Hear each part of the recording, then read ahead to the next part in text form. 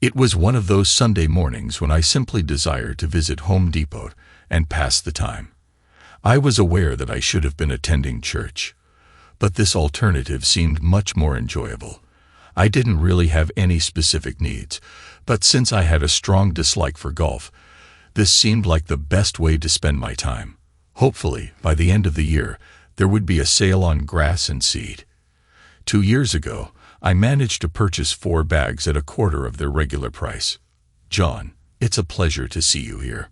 Barry Bartell was a friend of the family, not extremely close, but close enough to have a cup of coffee and a chat with, even though I hadn't seen him in nearly a year. Coincidentally, Barry's wife, Greta, and my wife, Sheila, were departing tomorrow morning for a week-long Caribbean cruise. Since Barry couldn't take time off work to join them, Sheila decided that I should stay home with the children so that she and Greta could enjoy their seaside vacation together. She insisted that I would be the third wheel. Additionally, the 2 ladies could save money by sharing the cabin. I wasn't thrilled about it, but I didn't want to argue. I'm sure you can all see where this is heading. After exchanging quick greetings, we began to wander around the pest control department. John, I'm sorry to hear that you couldn't take time off work for the cruise. I was really looking forward to it. What the heck? He was the one who couldn't get time off. What was he anticipating? Oh, Barry, I've already taken a week off. I'll use the time to paint the kitchen while the ladies are away. Sheila informed me that you couldn't take time off work. I work for my father, John. I can leave whenever I want. I was getting ready when Greta told me you couldn't make it. Barry and I stood there, silently looking at each other. The silence was interrupted by an elderly individual driving one of those motorized carts. Are you 2 going to stand here all day? I pushed my cart aside and glanced at Barry. Would you like to go grab some coffee? Certainly. We spent the next 2 hours at McDonald's. It wasn't difficult for us to deduce that our wives had conspired to go on a 7-day Caribbean cruise without us. The primary question was, what was their motive? We both avoided addressing the obvious until we reached our breaking point. It was akin to the well-known metaphorical elephant in the room. Eventually, I took the initiative. So, Barry, are they bringing along 2 men, or are they intending to meet a couple of strangers? He hesitated to respond. I suppose he didn't even want to entertain the possibility of potential answers. John, would you like a Danish pastry? He wasn't intentionally evading the question, but I sensed that he was attempting to postpone it. I nodded in agreement and also picked up my empty coffee cup. 5 minutes later, we had 2 freshly baked buns and 2 steaming cups of coffee. John, I can't fathom Greta engaging with a stranger, so we'll have to arrange some sort of pre-planned encounter. I hate to admit it, but I concur. I fail to comprehend why they would embark on a trip to engage in such activities. Wouldn't it be simpler to find someone nearby? Perhaps it would. I'll be frank with you. I don't keep tabs on Greta's actions or whereabouts. I have always trusted her and never considered the possibility that she might be involved with someone else. Why would 2 mothers with school-aged children even contemplate such actions? We both attempted to take a sip of our coffee, but it was scorching hot, forcing us to abandon the attempt. We set our cups aside and gazed out the window. John, it's likely a couple of men from their workplace. Sheila and Greta were employed at International Casualty Insurance. Barry's statement seemed logical. Is there anything we can do to prevent this? Barry, if they are comfortable enough with these men to go on a cruise with them, we are probably already too late. What do you mean? Do you think they have already been unfaithful? I hate to say it, but I'm beginning to think so. Barry stood up and walked over to the service counter. A minute later, he returned. Damn it, they charged 27 cents for a glass of ice. Why did we even come here? We each added some ice to our scalding coffee for a few moments. Neither of us uttered a word. John, now that I think about it, Greta has been working extra hours a lot lately, both in the evenings and on weekends. I hadn't really considered it before. I must admit, I'm starting to see your point. I won't prevent Sheila from going, But I won't just sit idly either. I finished my Danish pastry and disposed of the remaining coffee in the trash bin. Barry, let's meet here tomorrow, right after the girls depart for the airport. We have some planning to do. Be careful not to say anything to Greta that might indicate you're aware of what's happening. Barry gave me a thumbs up as I exited the door. It seemed like he intended to stay and finish his coffee. He didn't appear pleased when I arrived home. Everything seemed quite normal. Our two sons, Todd, who is 9 years old, and Jason, who is 10, were engrossed in front of the television. I felt they should be outside, but I had long given up on that idea. Sheila was behaving just as she always did. I sat and perused the newspaper while she prepared a late lunch. I expected her to discuss her trip, but she seemed to avoid any conversation on the matter. Naturally, that in itself was intriguing.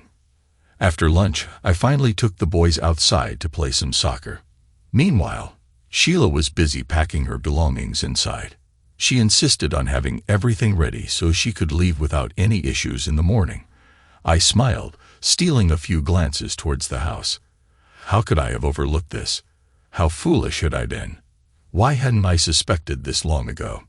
Todd, Jason, I'll be occupied painting the house next week while your mother is away. What do you think about spending that week with Grandma and Grandpa Connor? I didn't wait for an answer. They both hurried straight to the house, and within 10 minutes, they were packing up. My parents had a farm 20 miles outside of town, and they had horses. It wasn't too difficult. Sheila grumbled a bit, but didn't seem determined to make a fuss about it. By the time I returned home, my wife had already prepared dinner after freshening up. Sheila went to take a shower. Naturally, this gave me the opportunity to quickly check her bags. My suspicions were confirmed when I noticed 3 things. Firstly, most of her sleeping gear seemed unusual, especially if she was spending time with Greta. The second red flag was the discovery of a new orange bikini carefully hidden in her makeup bag. However, the most alarming find was the 210 packs of condoms concealed in a case. I couldn't help but question why my wife would take condoms on a cruise. I scolded myself for even entertaining such a thought. Sheila had mentioned wanting a good night's sleep before the trip, while I had decided to indulge in a marathon of Steven Seagal movies. Unfortunately, I didn't have international coverage on my cell phone. Unlike Sheila, who had a work phone with international coverage. Although I couldn't call her, she assured me that she would contact home daily, or if any issues arose. I reassured her not to worry, explaining that if I didn't answer, I could be at my parents' house with the boys or occupied with painting. My response seemed to bring her relief. As I dropped Sheila off, Greta was already waiting at the terminal, smiling and waving at me as Sheila joined her. I eagerly anticipated seeing Barry. Once I parked, Barry approached us with a couple of cups of coffee and complained about the ice. "John, please tell me you have some good news," Barry pleaded. Regrettably, I could only shake my head in the negative. Greta had packed 2 new dresses and lingerie that most women would find embarrassing. To make matters worse, I discovered a new bikini and a significant number of condoms. It hadn't even crossed my mind to search her makeup bag. I couldn't decide whether to be relieved that I hadn't found anything or regretful for not searching more thoroughly. Barry and I spent the next 20 minutes lamenting over our predicament. Once we finished our coffee, it was time to focus on work. Our first destination was International Casualty Insurance, where we informed the receptionist that we needed to interview Kermit Templeton, the head of human resources. Barry and I had known Kermit since high school. We weren't exactly close friends, but we did get along. Oh no, Kermit didn't seem pleased to see us. "Could you please close the door?" Barry and I settled into uncomfortable chairs. "Do you know why we're here, Kermit?" "I have a pretty good idea." Barry and I exchanged smiles, but Kermit remained serious. "We were hoping you could provide us with a number of employees who have been on vacation this week." "Is that a question?" Our smiles faded into frowns. Kermit's demeanor quickly shifted. After typing on his computer, he sighed and mentioned Sheila and Greta. 14 employees are on vacation. Can you print out a list for us?" No, but I can give you the information you need. Kermit typed a few more commands, and the printer beside him whirred to life. Handing us 2 sheets of paper, he awaited our reaction. The pages contained details about Clayton Mankiw and Calvin Bostic. Barry and I quickly scanned through the documents, and then turned to Kermit. These 2 individuals are on the same cruise as Greta and Sheila. There's no need to see the rest of the list. That was your inquiry. Out of curiosity, do you know the pairings? Placing a photo of Calvin in front of Barry and another in front of me, Kermit seemed hesitant to respond. Does anyone else know about this? Kermit struggled to answer, but eventually relented. Everyone is aware. I thought the company had a policy against such situations. Yes, but it only applies if there's a complaint. And then what? Usually just a warning. And if we push for more? You're not planning to complicate things for me, are you? Barry and I shared a glance. No words were spoken, but it was clear we were in agreement. Kermit, if those 4 individuals are still employed here next week, we will take legal action. We don't have all the details yet, but it's inevitable. We will arrange for our attorney to reach out to you or your legal department, depending on your preference. Any inquiries? I apologize for this situation. We did not take any action as the relationship was consensual. No one was coerced or forced into anything. Although we are uncertain about the extent of the relationship, we acknowledge its existence. We refrained from taking any action since no one had lodged a complaint until now. Yes, Kermit, it is official. You terminate all 4 of us, and we will not retaliate. If no action is taken, you should anticipate a lawsuit, and it will be a highly publicized one. Barry and I made a stand before we departed. We shook hands with Kermit as we exited through the main entrance. Barry glanced at me. So what do we do now? I believe we should meet with the lawyer first. Then we can have lunch and proceed to the local travel agency. As we parked the cars and headed towards the lawyer's office, Barry suddenly halted. I looked at him and shrugged. What's the matter? John, what exactly are we going to ask the lawyer to do for us? What do you mean? Well, I think once we step through that door, it will come at a significant cost, and all we'll end up with is a lighter wallet. We will be divorced. We will be free from those unfaithful women. Ponder on it. We will be obligated to pay both of them alimony. We will be compelled to continue making mortgage payments. We will be forced to relinquish custody of the children and subsequently pay child support. All the unpaid bills will be piled onto us, and the court will likely mandate that we provide our wives with credit cards and cell phones. By the time it concludes, we will also have to finance our children's college education. And what do we gain from it? Nothing, as far as I can discern.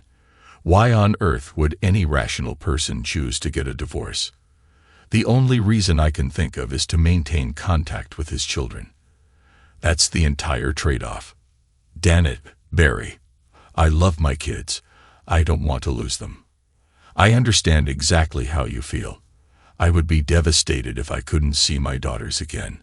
However, I don't want to suffer financial ruin simply because my wife was unfaithful. After the events that transpired, the most just course of action would be to entrust the children to our care and hold them accountable. However, it seems highly unlikely that such a resolution will ever come to fruition, does it not?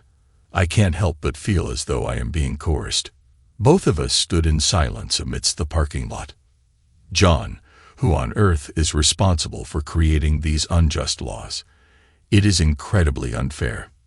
We turned and made our way back to our respective cars. Barry, I must admit that Sheila is an exceptional mother. If I were to have children, I doubt I would be able to match her level of competence.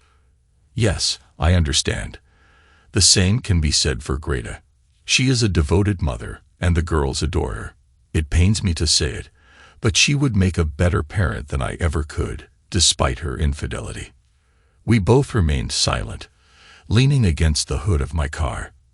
I absent-mindedly kicked at the fine gravel beneath my feet, while Barry fiddled with the zipper on his jacket. John, Would you like to go grab some ribs? We shared a full portion and indulged in 3 beers each. To pass the time, we switched to coffee and savored servings of banana pudding.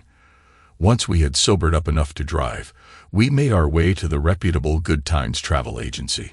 Nancy Rayburn, an old family friend who had now become a former family friend, was the proprietor. Everyone within our circle of friends and family relied on Nancy's expertise to plan and organize their trips. Loyalty was the sole reason she managed to stay afloat in recent years, as the internet had virtually wiped out her competition. As we entered the premises, it was evident from the expression on her face. She didn't need to vocalize it. Barry and I took our seats, wearing smiles as we observed the instrument of our downfall. The other 2 agents seated beside Nancy promptly excused themselves for lunch. One of them had a brown bag resting on his desk. It was clear that everyone in the office was aware of the situation and attempting to distance themselves. We waited in silence, refraining from uttering a word. Nancy smiled, attempting to find comfort in her chair to no avail. Eventually, she could no longer contain herself. "How may I assist you gentlemen today?" Barry and I exchanged glances and let out a loud giggle, audible enough for Nancy to hear. I leaned in closer and spoke in a hushed tone. "You have a mere 5 minutes to divulge everything, or we will create such a commotion that the authorities will have no choice but to treat your office as a crime scene. Come on, gentlemen, cut me some slack. I won't disclose anything more than what your wives have already shared with you. You wouldn't do anything foolish, would you?" Barry stood up and turned towards the entrance of the office. 2 other agents and a couple planning a trip were present. "Listen up, everyone. I suggest you vacate the premises for a few minutes, as we will be rearranging the furniture." "John, Barry, hold on. All right. What on earth do you want? Just don't get me or the office into trouble. I don't need any unwanted attention." Good Times Travel Agency was a franchise. Nancy has faced some issues over the past year. She doesn't want any more information to come to light. Barry gestured for everyone to relax and settle back into their seats. "Nancy, who else is accompanying Sheila and Greta?" "John, there are more than 1,000 passengers on the ship." "You understand what I'm asking, Nancy. Who else from International Casualty is on this ship?" "I can't disclose that, Nancy." "In which rooms are Sheila and Greta staying?" "They have reservations for room 113 on the sunset deck." "That's not what I asked, is it? Damn it, John. What are you trying to achieve? What do you want from me?" "In which rooms are Calvin Bostic and Clayton Mankiw staying?" Nancy hesitated for a moment, her concerned expression matching her slight stammer. Just as I slammed my fist on the desk, Nancy and the other 2 travel agents sitting up front jumped back in surprise. The 2 clients silently got up and walked away. "Damn it, Nancy, what room are those 2 in? Answer me now and stop playing games. I swear I'll tear this place apart if I have to." "Bostic and Mankiw are in room 115 on the sunset deck." She uttered the answer, barely audible. Barry leaned across the table, locking eyes with Nancy. "Nancy, Calvin is sharing a room with my wife, Greta." She trembled and attempted to push her chair away from the table. "Responding to your query, Greta and Calvin are currently sharing a room," and Calvin's frustration was evident as he forcefully struck the tabletop. "It is confirmed that both Greta and Calvin are in room 113, while Sheila and Clayton occupy room 115. However, I must emphasize that I am not the one responsible for this arrangement. It was ordered by someone else. I simply followed their instructions." Nancy, realizing she had divulged too much information, abruptly halted her sentence. She then proceeded to retrieve the requested documents and handed them over to us. It was difficult to determine if she had shed tears, but as we prepared to leave, I turned to her and emphasized the importance of not contacting anyone, whether on the ship or elsewhere, regarding our presence or our conversation. I warned her that such actions would result in dire consequences for her business. Exiting the building, Barry expressed his uncertainty about how we would proceed. I admitted that I had no concrete plan. It had simply seemed like a good idea at the time. Barry made the decision to leave his 2 daughters, Grace and Marie, in the care of his sister, Beth, who also had 2 teenage girls. Once everything was settled, he intended to join us at the house. We dedicated the evening to reviewing brochures and schedules, which facilitated the development of our plan.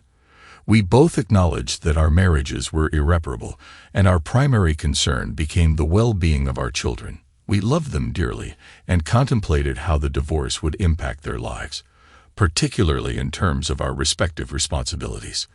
We mutually agreed that there would be no official divorce proceedings. Instead, we would individually determine how to care for our children.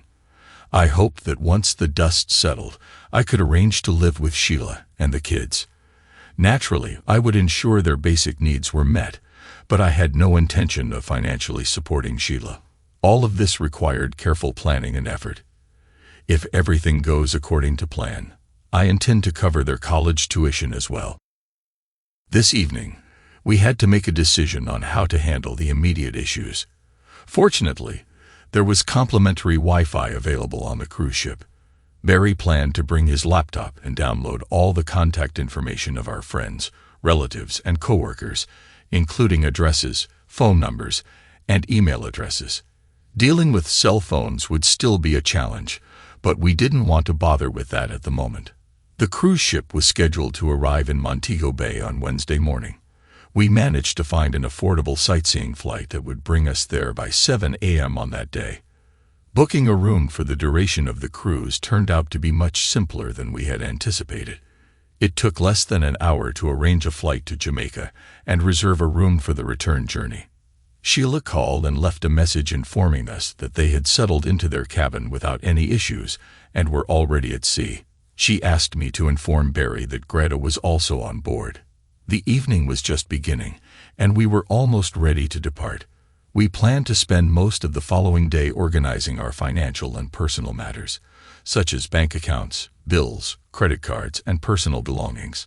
I intended to take all my belongings to my parents' house for safekeeping, while Barry's brother would take care of his things. Fortunately, a kind colleague from work allowed us to park our cars at his place and gave us a ride to the airport. Although leaving at midnight was not ideal, it was necessary. The airport was only a short taxi ride away from the cruise ship parking lot. We watched as the sun set behind the market stall. All we had with us were 2 carry-on bags and Barry's laptop. We didn't plan on dressing up, so we only brought the bare minimum of clothing. Just 10 minutes later, people began disembarking from the ship. Some headed straight to the town center, while most made their way to the waiting tour buses in an orderly fashion.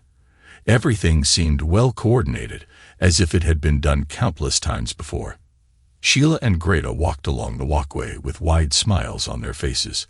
The 2 gentlemen standing behind them appeared equally delighted as they intertwined their hands. It was evident that Clayton and Calvin were the individuals in question. They were attractive men, perhaps a few years younger than Barry and myself, but certainly not displaying stereotypically masculine hands. We observed them from our small stools until they all boarded the bus destined for Dunn's River Falls. Barry greeted the ticket collector with a wave, exchanged a few words with the driver, and then approached us. Jamaicans are known for their bargaining skills. It took us approximately 5 minutes to persuade him to assist us, along with a payment of $1,200. Identifying Sheila and Greta to our newfound acquaintance posed no difficulty, and he gladly agreed to capture as many photographs as possible of the 2 couples at the falls. When we expressed our desire for slightly more daring pictures, he grinned and gave us a thumbs up. The bus was scheduled to return at 3 o'clock, and we assured him that we would wait with the agreed payment. He smiled once more and carefully emphasized the quality of his camera. Then he winked. We realized that he required an additional $200 more than the value of a $40 camera. Once the buses departed, we boarded to settle into our room for an additional $100. The obliging clerk registered us under the names Bob Jones and James Moore. If everything went smoothly, we would remain incognito for the remainder of the cruise. We quickly grabbed a bite to eat, consisting of sandwiches, and then spent the rest of the day acquainting ourselves with the layout of the ships. Within a couple of hours, we had familiarized ourselves with all the stairs, elevators, and passageways. We intended to avoid the dining room and showroom to prevent any accidental encounters with our wives. Barry set up his laptop and conducted some tests. Fortunately, we encountered no issues with internet access or email. We discussed the possibility of breaking into our wives' rooms, but ultimately decided against it. As we comfortably sat in the same booth as before, the buses began to return, and the bus to Dunn's River Falls arrived promptly as scheduled. Barry and I were enjoying a couple of glasses of Red Label when Sheila, Greta, and their companions walked past us. The straw hats we wore likely aided in concealing our identities to some extent. Our ticket collector approached us, grinning from ear to ear. There was a wealth of joy in that smile. He couldn't wait to showcase his work and wouldn't cease talking about how excellently he had done everything. However, Barry interrupted his enthusiasm by handing him a cold beer. It only took a few moments to glance at the photographs. There was much more affectionate embracing and kissing captured in them than we could have anticipated. I handed him $1,200 and another beer for the driver. We waited a few more minutes to ensure the wives had safely left the boarding area. Then we made our way back to the cabin. We had a busy evening planned, but first we needed to figure out how to discreetly have dinner. The cabin boasted a balcony that overlooked the entrance to the main dining room. Barry and I settled into comfortable seats where we could observe the passengers queuing up for their meals. We speculated that the wives would prefer an early dinner, allowing them more time for evening activities like dancing and entertainment. It didn't take long before the four of them arrived and joined the line. The couple strolled hand in hand, and no one would have suspected they weren't married. Barry gave me a puzzled look as I stood up and walked over to the service phone. Within 30 seconds, I returned with a wide grin on my face. The couples were just about to be seated when the announcement rang out. "Attention, Barry Barthel. Please join your party on the Lido deck, Barry Barthel." It wasn't an excessively loud or bothersome announcement, but it was loud enough for everyone to hear. Greta immediately turned her head as if there was an invisible loudspeaker in front of her. She stepped aside to allow the next group of seated individuals to pass by. Greta and Sheila were engaged in an animated conversation, while Clayton and Calvin patiently stood to the side. Suddenly, Greta retrieved her cell phone and dialed a number from her speed dial. After 30 seconds, she shook her head, indicating that there was no answer. Sheila followed suit and made the call. After Sheila's call went unanswered, both attendants grew concerned and proceeded to enter the dining room. "John, that was truly impressive. I would give anything to have overheard the conversation during that meal, despite how childish it may have sounded." We exchanged greetings and then headed to the sunset deck to enjoy tacos and margaritas. An hour later, we returned to our room, ready to begin our work. Today was a crucial day, as we were scheduled to arrive in Cancun the following morning. Neither of our homes received any response when we tried calling, and no one was aware that we were out of town, even if they had attempted to contact us. Whether it was my parents or Barry's brother, there was no way for them to know our whereabouts. We transferred all the pictures from Dunn's River Falls onto the laptop. Some of the photos captured all four of us, while most depicted couples. A few of them showed intimate moments, with Sheila sporting a new orange bikini that seemed to have caused a few wardrobe malfunctions on our way to the falls. Each time, she would giggle. Although a video would have been ideal, we had to make do with what we had. Barry created a collage page featuring the best dozen shots. Naturally, Clayton and Calvin appeared in all of them. Each of us selected our favorite photo, which Barry then included in an e-card. The message read, "Having a great time. Wish you were here." By 9 o'clock, we had sent out over 200 emails. I was astonished by the number of friends, family, and social contacts we had collectively. Naturally, everyone at International Casualty received a set of photos. The sky deck was incredibly windy and nearly deserted. Barry and I managed to find a quiet, secluded corner where we enjoyed 3 long-necked beers, reveling in the success of our first day. We had no clue what we would do the next day, but since the page trick had worked so well, we decided to give it another shot. We retired to bed early. The ship offered an abundance of fruit, danishes, and coffee for breakfast. We purposely avoided the main dining areas and the most crowded common spaces. Instead, we utilized the service stairways rather than the elevators. Barry and I were enjoying a refreshing rum drink with pineapple on the sun deck at the back. From there, we had a clear view of the main pool, which was gradually becoming more crowded. As we sipped on our second drink, Sheila and Greta joined us, settling comfortably into a couple of lounge chairs. However, Clayton and Calvin were nowhere to be found. Uncertain of what to do, we simply observed.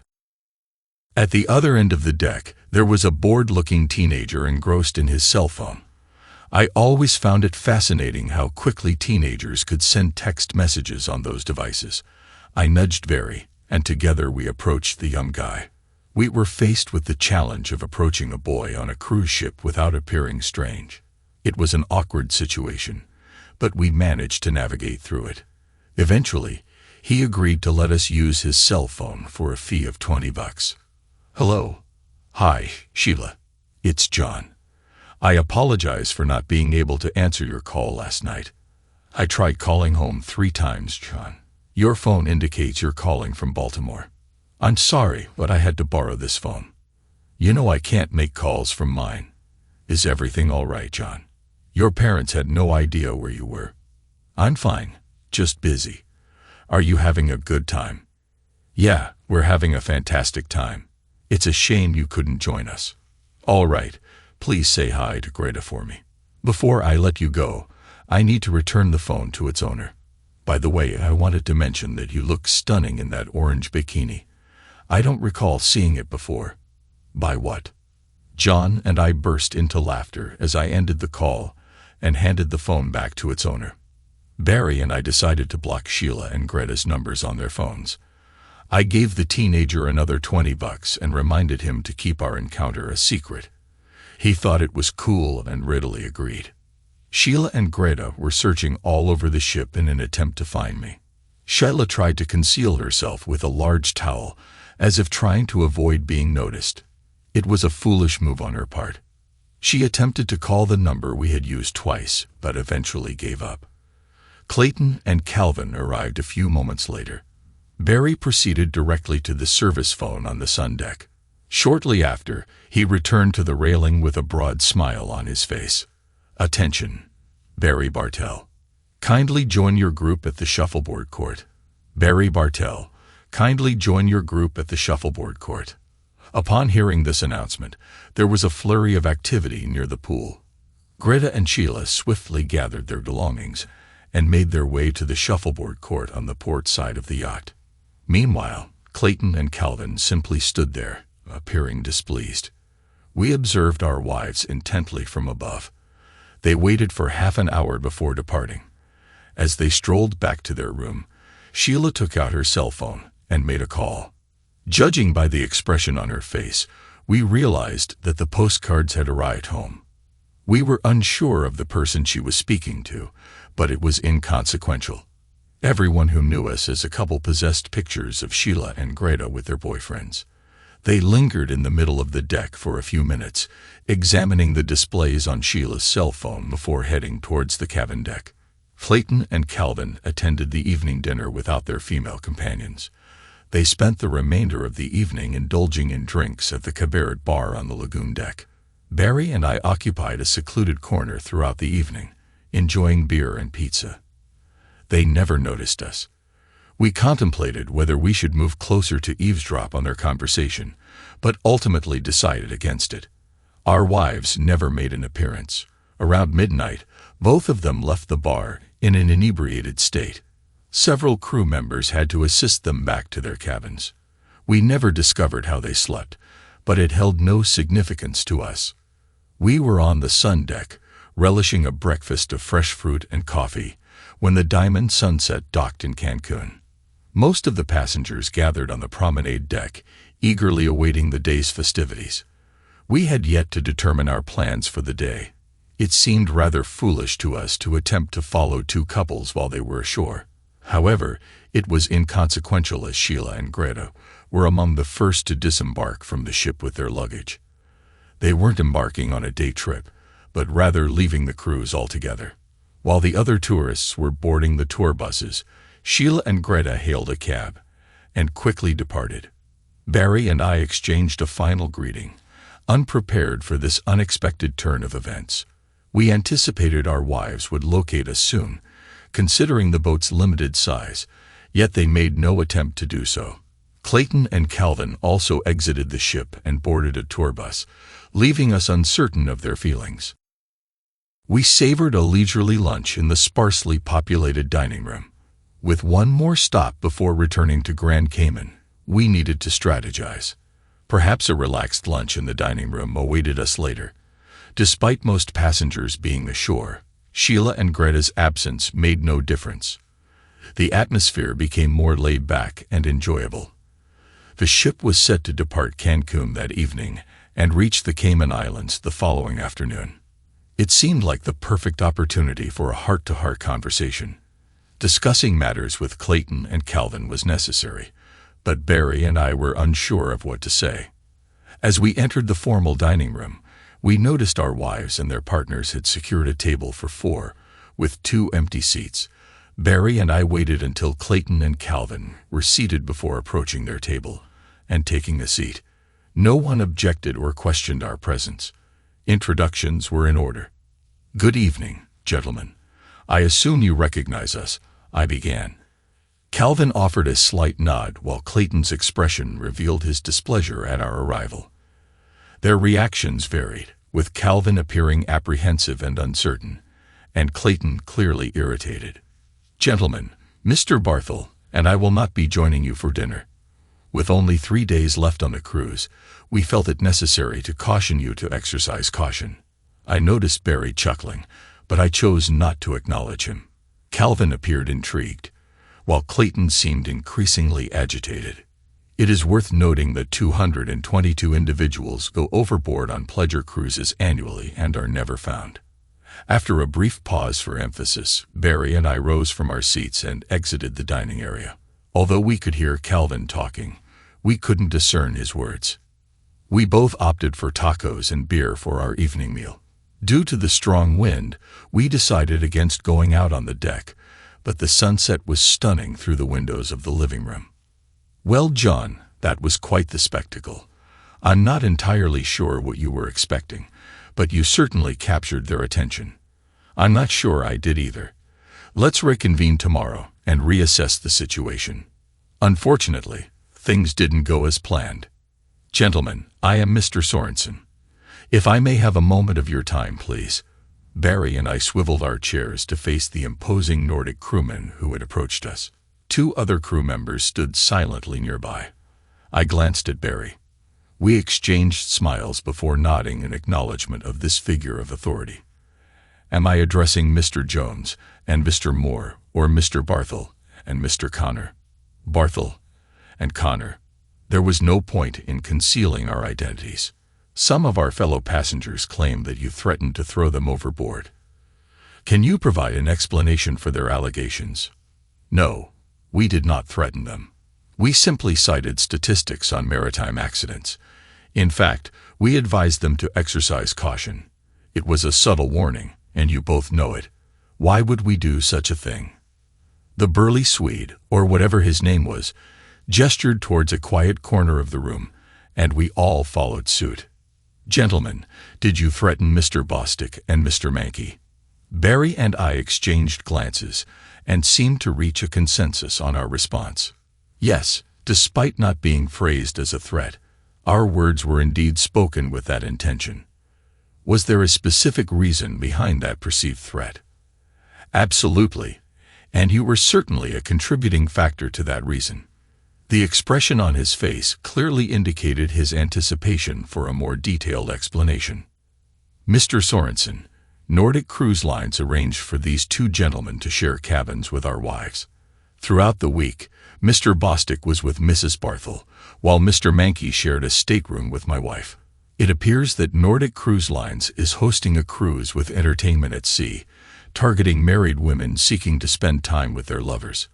While I understand that you are likely legally protected from such occurrences, the situation appears quite distressing to me. Mr. Connor, I empathize with your frustration regarding your wife's actions, but surely you do not believe that the cruise line endorses or supports such behavior. We pride ourselves on being a family-oriented company and are committed to maintaining that reputation. Barry and I remained silent in response to his inquiries. Although we did have thoughts to share, we opted to remain quiet at that moment. Both of us reclined in our chairs and exchanged smiles. Despite Sorensen appearing slightly flustered, he maintained control of the conversation. Regrettably, we will need to report this matter to the appropriate authorities. They may have inquiries for you. Which authorities, you may ask? We are currently at sea. Aren't you the authorities in this situation, you may ask? We are currently at sea. Aren't you the authorities in this situation, Mr. Connor? Mr. Barthel, I kindly request that you refrain from interacting with Mr. Mankey and Mr. Bostic for the remainder of the cruise. Can you assure me that you will not cause any disturbances before we reach Miami? Barry and I nodded in agreement with smiles on our faces. The group departed, leaving us alone in the room. We spent the evening composing emails to various media outlets in the region, embellishing details, and even including photos that we knew could not be published. The following morning, we enjoyed a hearty breakfast in the dining area. Clayton and Calvin were absent during the meal. Later, as the ship arrived at the Grand Cayman Islands, we passed by their cabins and noticed the breakfast dishes left outside their doors. We observed Calvin disembarking with his luggage, bidding farewell to the ship. He left his maid behind. Barry and I decided to spend the day on land, although there wasn't much of interest. However, we did have an enjoyable time swimming with the manta rays. It was a fun experience, although my mind kept wandering to thoughts of the crocodile hunter. Surprisingly, it was the only activity during the entire trip that wasn't driven by revenge. In the evening, we once again relished a satisfying dinner. Clayton was nowhere to be found. It crossed my mind that he may have left the ship after us, but I highly doubted it. Barry had received more than 30 email responses to the postcard we had sent out. Most of them were lighthearted, filled with laughter, but a few were serious and criticized our actions as despicable. We were pleased to discover that our intended audience had received our message. Friends and acquaintances found it amusing.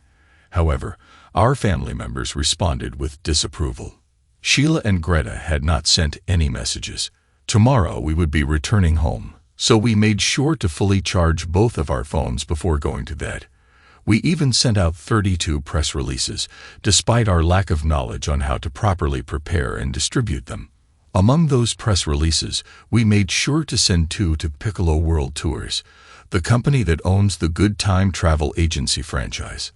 We may have gone a bit overboard in accusing Nancy Rayburn of organizing trips for married housewives to have romantic rendezvous with their boyfriends.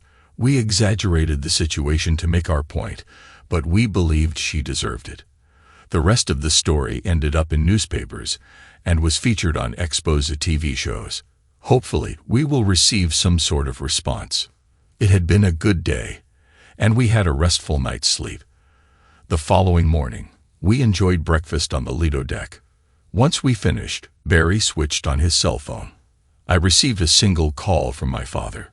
We had separated and each made our initial calls since the journey began. "Dad, it's John. I noticed you've been trying to reach me. What's happening?" "Well, son, I assume you have more information about this situation than I do. All I know is that Sheila arrived on Wednesday and took the children with her. You had asked me not to allow her to take them, but I couldn't prevent it. Later, I entered the house, but she was nowhere to be found. The front door was unlocked, so I went inside and searched. Most of her clothes and the children's clothes were gone. It appeared as though she was in a rush to leave. She didn't mention where she was headed. Jason seemed a bit upset about leaving, and I overheard her mention something about Noble's Grove. It seemed to lift his spirits. Sheila's sister, Loretta, resides in Mount Carmel. That's likely where she went. I'll try to find her phone number and give her a call. John, we received the postcard with the photos. Can you explain what's happening? I believe it's quite evident, Dad. Sheila decided to go on a cruise with a former colleague. She left me behind to care for the children while she enjoyed the company of another man. What would you like me to do, Dad? Did you lock the house? Yes, that's all I could think of. Barry and I hadn't planned on returning home immediately, but circumstances have changed. I've decided that Sheila will remain in the house with the children.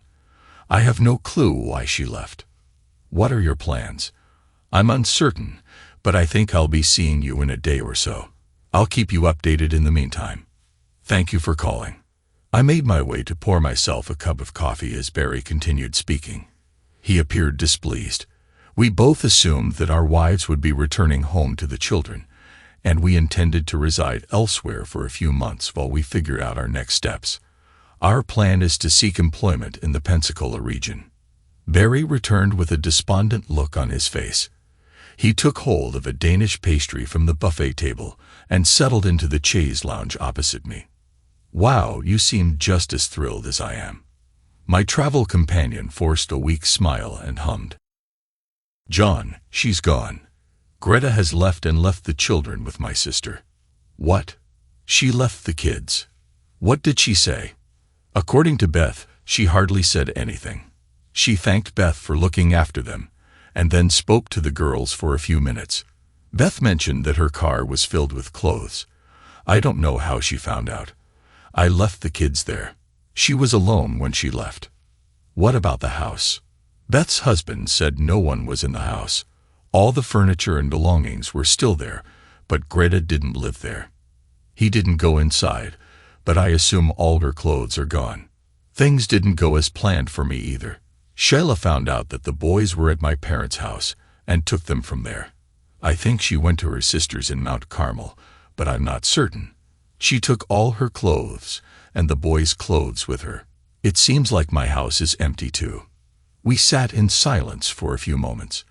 Barry looked at me with concern. I know, it's early in the morning, but I could use a beer. We spent the remainder of our cruise in the Lido Lounge, drinking more beer than we were accustomed to. As the ship departed, we walked up to the railing and watched the weary passengers heading home. We didn't see the Clayton sail, but the place was quite crowded. The friendly bartender informed us that the lounge was now closed, so we made our way back to our stateroom, where we discovered all our belongings packed and lying in the aisle. We were informed that we would be met by authorities to answer for our threatening behavior.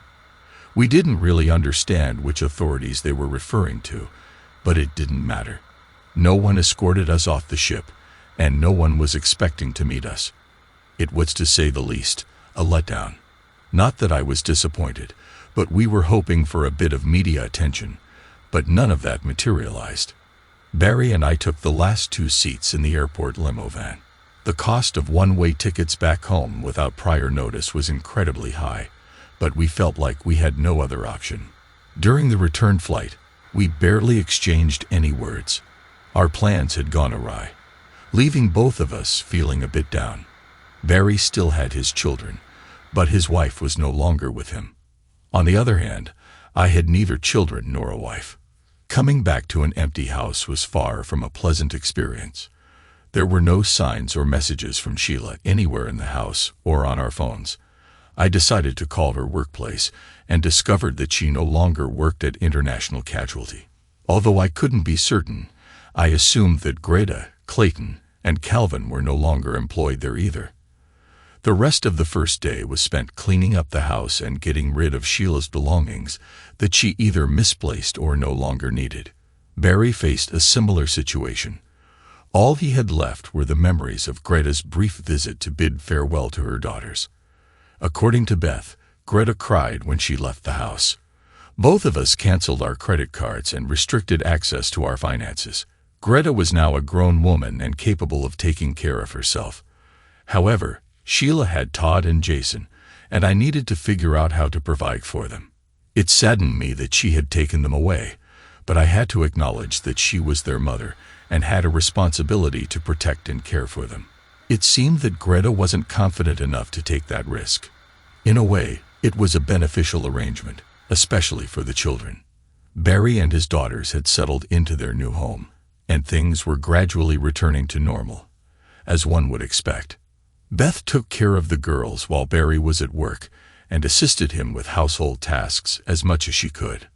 My life, on the other hand, had completely changed. All that awaited me were evenings spent watching TV and eating microwave dinners. I conducted some inquiries and discovered that Calvin Bostic had left town immediately after being fired. Clayton had also lost his job, but no one knew where he currently worked or resided. I reached out to Sheila's sister, Loretta, in an attempt to find out what had happened to the kids, but my efforts were in vain. Loretta claimed that Sheila had stayed for one night and then left without informing anyone of her whereabouts. I didn't truly believe her, but I had no choice but to trust her until proven otherwise. Surprisingly, Barry and I had grown apart. He had a family, or at least a part of one, while I had nothing. I attempted to spend time with him and the girls, but it was always awkward. At the start of the new school year, I visited the administrative office at the boys' previous school. I informed them that I wanted to ensure Todd and Jason's school records were transferred correctly. A very kind young lady assured me that the paperwork had been sent to North Shock Hill Elementary School in Frackville 2 weeks prior. She seemed proud to provide me with that information, and I expressed my gratitude. It didn't take me long to discover Sheila's new cell phone number. I had to dial the number 3 times before she finally picked up. Caller ID is a useful feature, unless someone is using it to avoid speaking with you. I didn't prolong the conversation. I asked her to meet me at the food court in Frackville Mall. I waited for over 30 minutes for her to arrive. This was our first contact since her romantic cruise, and I was determined not to mention it at all. I had a large coffee in front of me, but it had turned cold by the time she sat down at the table. We didn't exchange any words or greetings. Eventually, I had to break the silence. "I want you and the boys to return to the house." Sheila shifted uncomfortably on the hard plastic seat in the mall. She hadn't grabbed a drink before joining me, so her hands were empty. "All 4 of you together?" "No, just you and the boys. I have a small apartment nearby. The house will be more familiar and comfortable for Todd and Jason. They can go back to their old school, and I can see them regularly. I can't afford to live in a house. I will take care of the rent and utilities. I will provide you with money for food and other household expenses. I will also handle the boys' clothing and school expenses. What about me?" "Well, Sheila, you're an adult now. I believe you are capable of managing on your own. I must focus on my work. You can arrange your schedule to work while the boys are at school or in the evenings, so I can supervise them. I am confident you will find something to occupy your time." It was a mix of emotions for her. I am uncertain about her expectations or what she was willing to accept. Her eyes scanned the mall as if she was pondering or searching for something. I believe she saw both positives and negatives in this proposition. "Very well, I will do it for the boys. You are correct. It will be beneficial for them. When would you like to proceed?" "I will vacate the premises in the next few days, and you can move in whenever you wish." The decision had been made. The entire conversation took less time than my wait in that uncomfortable chair. For a brief moment, we both sat in silence. "John, is there anything else you wish to discuss?" That was my signal to depart. I promptly rose and placed the empty paper cup on the table. "No. I am uncertain, but I believe I noticed a slight tear in her eyes before I walked away and left the mall." Upon glancing back, she was still seated there. The following 6 months passed without any major incidents. Sheila secured a job that allowed her to work while the boys were at school. I would leave them at my apartment on weekends, and she would care for them during the week. Barry received a divorce petition from Greta, or whatever it is called. It was sent from Nevada. His daughters resided with him, and it appeared that they were managing well. I believe his sister and mother were assisting him.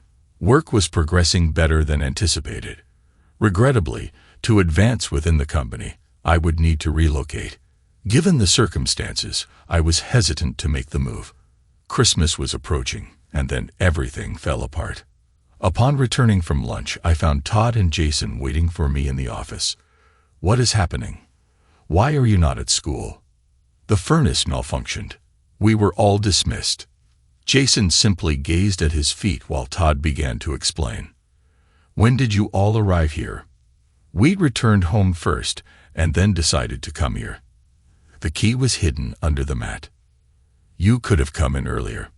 They were both staring at the floor. "What's happening? What are you concealing?"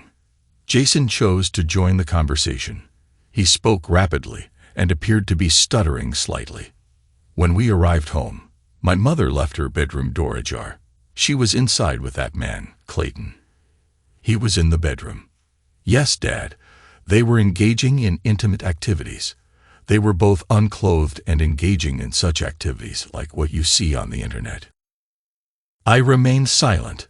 What could I possibly say? How could I erase that disturbing image from their minds? Jason extended his cell phone to me.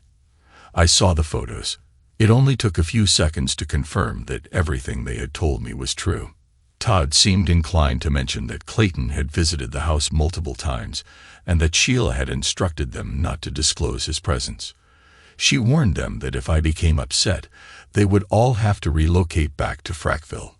We conversed for a few more minutes and concluded that the boys should move in with me. I handed them the keys to the apartment and bid them farewell. Subsequently, I proceeded to the Human Resources office. Minot, North Dakota may not have resembled a vacation destination, but there was an immediate job opening, and I was free. After addressing financial matters for a few hours, I made my way back to the house.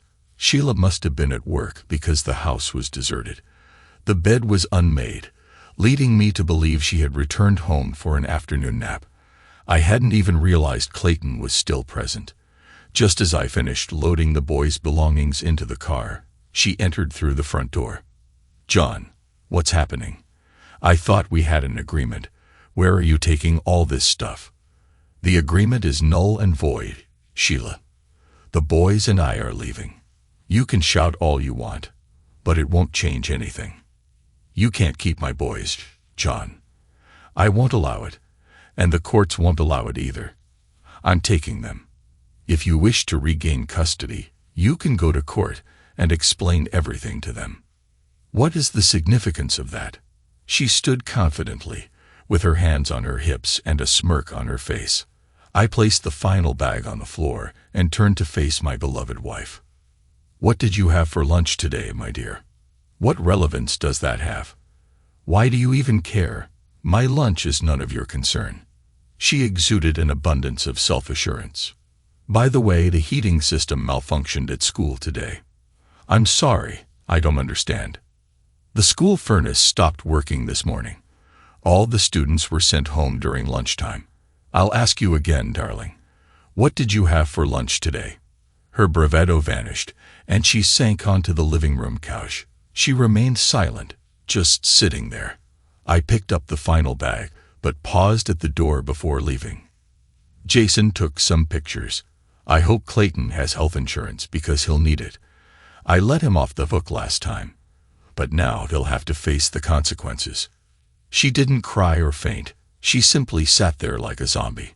I made an effort not to slam the door, as I didn't want to spoil the atmosphere. We purchased a small trailer and had everything packed by the end of the week. I drove past Clayton Mankey's house, but the owner claimed he had left that day and didn't provide an address. I decided to deal with Clayton later. I found out that Sheila had consulted a lawyer regarding custody of the boys, but she never attempted to contact me about it. We quickly settled into our new home, and the boys were content with everything. Strangely, they never seemed to miss their mother. About 6 months later, I received divorce papers from Carson City, Nevada. She didn't ask for anything, and I didn't offer anything either. It always bothered me that she didn't fight for custody of her sons. I often think about it, but I never bring it up. I believe it's crucial for the boys to have a mother. Next week, I will begin searching for a mother. Todd and Jason have agreed to assist. Thanks to everyone who took the time to listen to today's stories. If you enjoyed it, please consider liking and subscribing if you haven't already. Feel free to share your thoughts on the events in the comments below. Take care.